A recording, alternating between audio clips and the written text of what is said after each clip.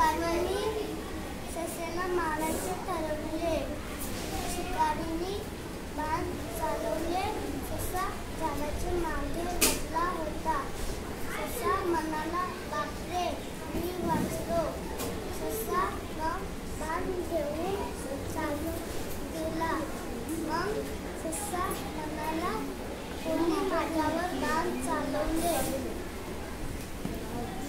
मग ससा प्राण्यांना घेऊन कोणी बाण चालवले त्याला बघायला गेला होता.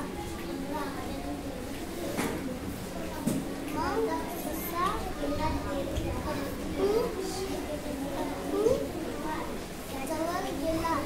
ससा म्हणाला, राजा कुठे आहे? मग हत्ती म्हणाला, राजा आत आहे. ससा आत गेला आणि राजाला म्हणाला, माझ्यावर बाण कोणी चालवले? मग हत्ती म्हणाला, इथे प्रॅक्टिस करतात बाणाची असं सांगायचे.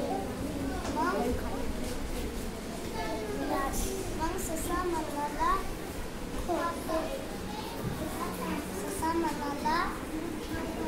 नाही, तुम्हीच माझ्यावर बाण चालवले.